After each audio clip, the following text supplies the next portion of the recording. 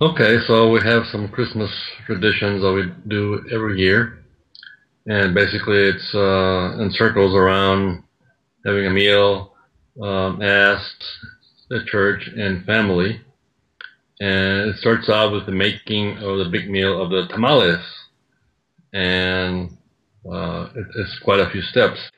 We start out a couple days earlier with the preparation of tamales.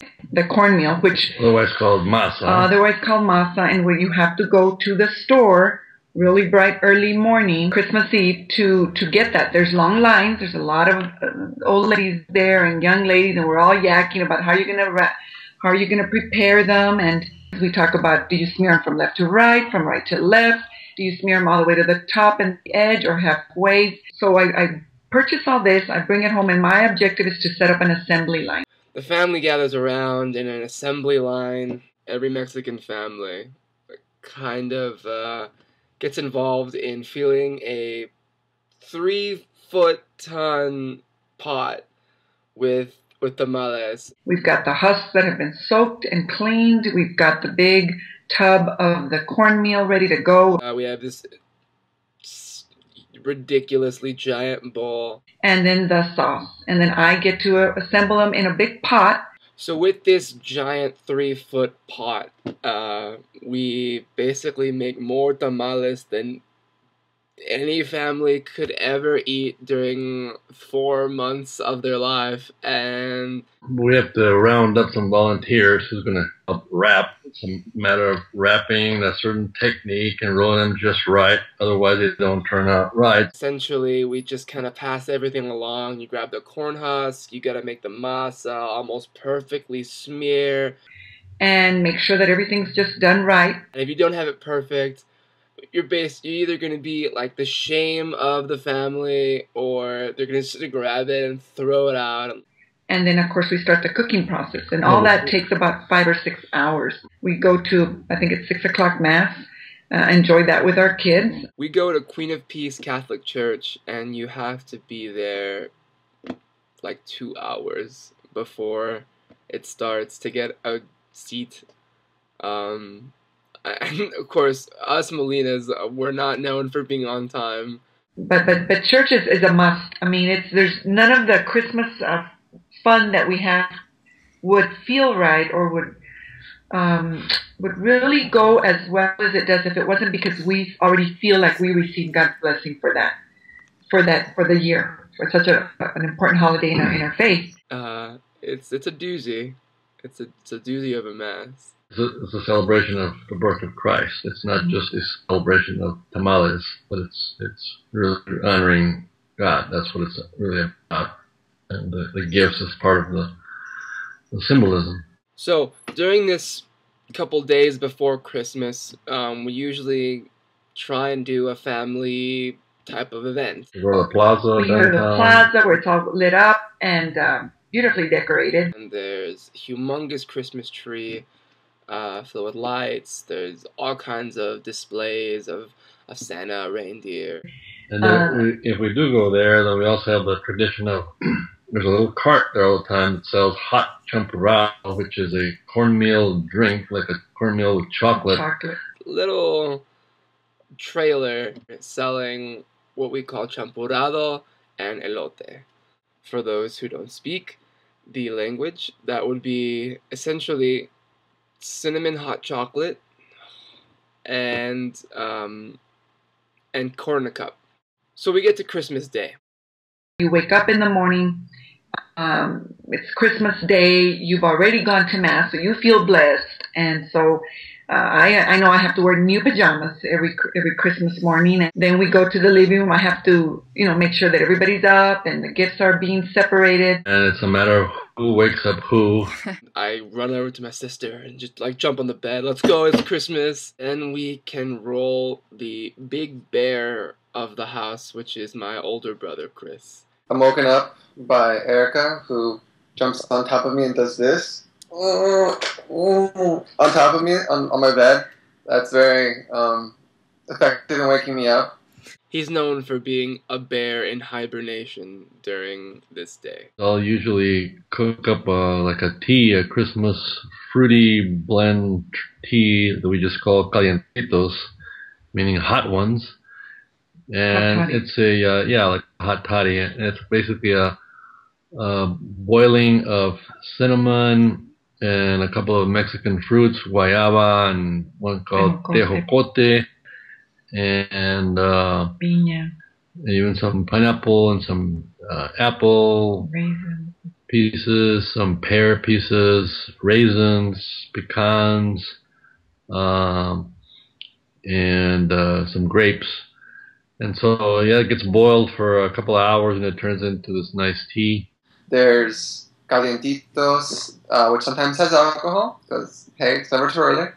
And then sort of, I think Stephen is the one who arranges all the presents in little piles. There's, every single corner has their own present pile. I will sort the presents in piles. It's just kind of that's the thing I do. We will go one by one around the room, and we'll start opening presents, taking photos. After that, we sort of get all the presents together and start opening them up one by one. We go in a circle, sort of do the duty of waiting to watch someone open their present. All of them are still from Santa, even though we're all in our 20s now. To so-and-so from Santa. And everyone knows who Santa is at this point. The youngest child is 20 years old. And every time we get this, from Santa. I get to watch each and every one of the kids open a respective gift, and the joy, and then of course I snap the pictures, and it's so much fun because I just do not know what to expect as each one is opening the gift. We oftentimes get things we don't ask for, and it's oh, thanks! Thank you for this. Oh, what is this? I didn't ask for this. So one of the biggest traditions we have during the Christmas time is my version of gift giving. And one of the things that I guess I started years ago is a sort of a prank of wrapping some of the kids' gifts, specifically my son Stephen, some small gift, but I ended up overwrapping it and overwrapping it and overwrapping it in bigger and bigger boxes. So it's a huge box, and he thinks it's a huge gift. And he has to open box and open box and open box till he gets to the bottom. And that was funny at first. And he's taken that tradition and doing that to the rest of us as a prank. And he's taking it to a high level, much higher than me. I know Dad started it with, go to the closet for your brand new pool table. And I'm like, a pool table in the closet? How's it going to fit in there? So for the past couple of years, I've been putting a bunch of bamboozles and shenanigans in my gift. When you open my box now, every year, you don't know what's inside. Run over to the closet, open up a little box. This is not a pool table. Open it up. Yeah, it's a little tiny pool table, little miniature little pool balls and little stick. My dad's laughing in the back ha ha ha, gotcha. He basically asks us to go around the house looking for clues until we get to the right box and finally open his surprise, and it's all wrapped in all kinds of funny different ways. If it feels really heavy, it probably isn't. It's nothing is in there at all. I got really bored with everybody just, oh look, a box. Oh, thanks. Hug, photo. One of the things I remember about the interesting and creative wrapping is that it's not limited to just tissue in a box or a bag. They can involve towels, blankets, anything to buffer the sound. I mean, they get creative. After the presents are done, we've cleaned up, we're starving, and my mom heads straight to the kitchen, pulls out the skillets, and we get it on tamale and egg style. After that, we walk over to the kitchen where Mom, she fries the tamales in the oil, and then we're all kind of sit there waiting in anticipation for this great meal. The sweet smell of those tamales. There's so many ingredients. There's a lot of ingredients that go into the sauce, which is a meat sauce. The amazing sauce. She has this big old pot full of the sauce. We don't even know what it's called. Just some meat sauce. And then that gets poured on top of the tamales with these fried eggs. She makes over easy. So the magic is that the eggs have to be fried right when the tamale and the sauce is at the right temperature. You have to buy the right meat. It's got to be tender. It's got to be cooked a certain amount of hours. Then the red sauce, which is made out of the chili pods. Again, it's not just any chili pods. You have to go to the right store to pick up the pods. Has to be over easy though, so that the juice can, like, the yolk can, like, slide on with that, just right. You put your tamales on the plate. You cover it. You put the eggs on top, 2 over easy eggs or whatever, or on the side. But the entire plate is gonna swim in the sauce. When we get those crispy tamales going, Skillet's got to be very, very, very hot. I have to say it was a skittle, but what am I trying to say? Long. Yeah, the griddle. The griddle. So the main thing is it's got to be very hot. And you put your olive oil on there and you unwrap your tamales, which of course are fresh, and you put them on there. And the idea is to semi-toast them. You don't want to get them real hard, but you want to get them to where when you bite into it, there's this crunch. if you've never had a tamale with an over easy egg, and you just cut that over easy egg and let everything ooze over the tamale. So I feel like the eggs sort of, like, have a beautiful love-making harmony with the tamales and the sauce.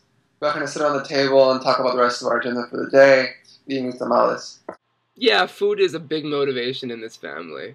If you haven't had that, I feel so sorry for you. One of the things that we do is we're sort of in a lazy mode that day because it is just such a great day for us and nobody really wants to go get ready and run. And oftentimes we all get DVDs for Christmas, so we usually just have a food coma and fall asleep in front of the TV. Go to the TV and we'll just put in whatever DVD someone got this year. Whoever got the latest video that came out, we pop it in. Mom and Dad finally say, let's get ready to go. A lot of screaming, a lot of, Chris, go make sure Steven's in the shower. Steven's asleep in his room. I think it's Dad that starts, okay, everybody's got to start showering. We got to hit the showers. We got to get ready. Got to be at Grandma's house. I get ready. I hear screaming downstairs. Let's go. We're ready to go. We're in the car.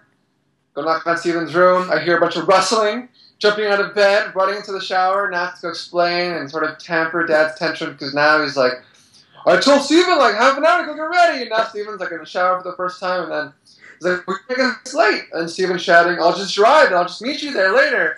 And at the time he's divided, there's a big red sea. Everyone's angry.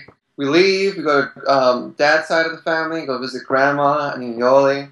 That's always a fun time. And usually, for whatever reason, there's always a girlfriend or a boyfriend there. We always try to invite the significant other. Erica can bring her boyfriend. Yeah. Of course, Chris has brought a girlfriend at some time. But it's a full day. It's a full day of fellowship and love and just visiting and enjoying each other.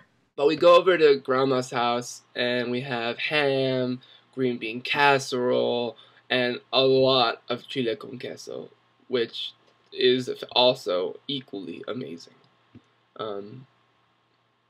You gotta enjoy some chile con queso during Christmas time. And then, like, towards the end of the night, come like 10 p.m., usually Erica and I sort of slip out to go to, like, meet up with friends or go to a bar or something. And that's Christmas.